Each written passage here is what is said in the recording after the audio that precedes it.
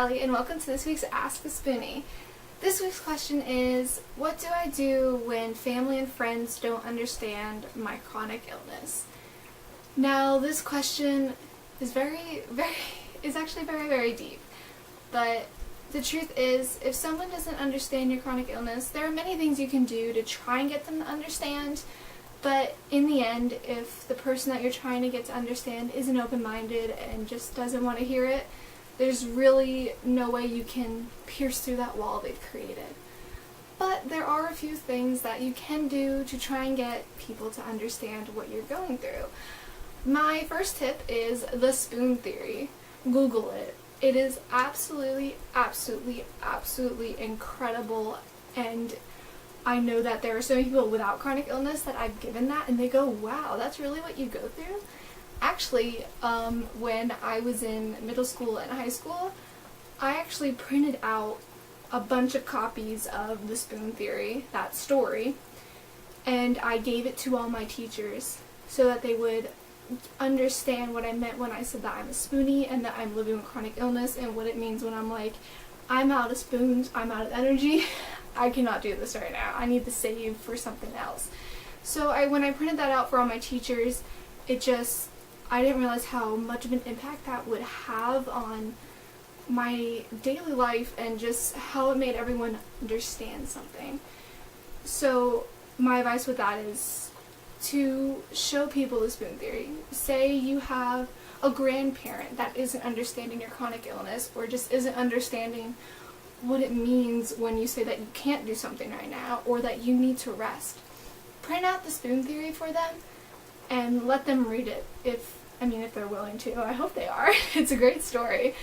But let them read it and see if that opens their minds, because sometimes that visual or just that different interpretation of chronic illness can open someone's mind and go, wow, I get it now. This is what you're dealing with is just crazy. Something else you can do is to not hold back when you're talking to that person. There are a few things with chronic illness that I know that we do not like talking about because it's very private.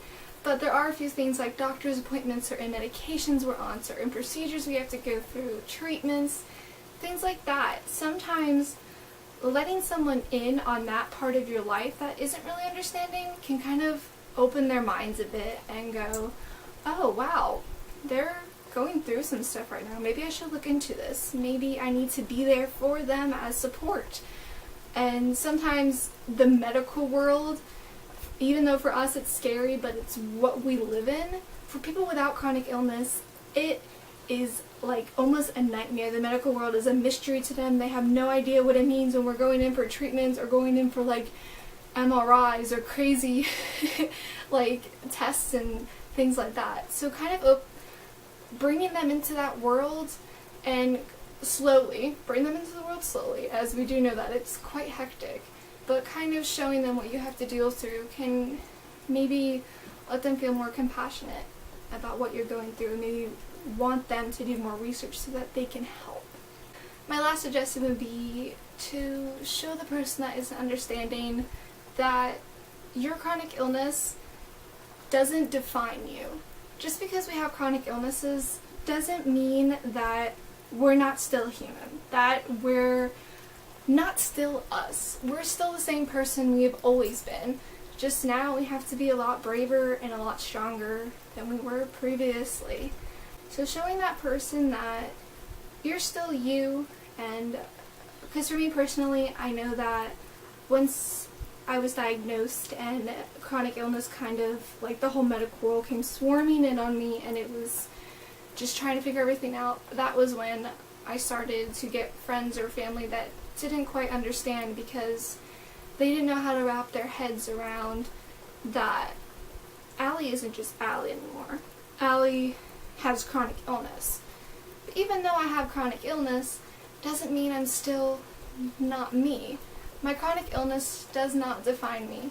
It may limit my abilities sometimes, it may put me in a wheelchair at times, but it doesn't mean that I'm not still me. And showing a person that you're still you, that you can still talk to them like you talked to them before, can make someone realize that, oh hey, this chronic illness doesn't really make this person so different.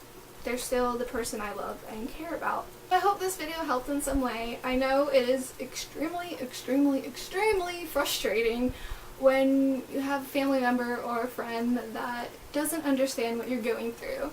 And unless that person openly wants to know about what you're going through, there really isn't much you can do. But there are a few things, like the spoon theory, showing them that that story, or even describing that story with your own spoons at home, can do a huge difference, as well as trying to bring them slowly into your medical world or slowly into what you're dealing with. And sometimes that can open up their minds and allow them to want to do some more research on their own. Or even just showing them that your chronic illness doesn't define you. You're still the person you were before you were diagnosed. Now you just have to deal with a few, well, a lot more little things in your everyday life than people that don't have chronic illness don't have to deal with. Hope you guys have an awesome week, and I'll see you soon.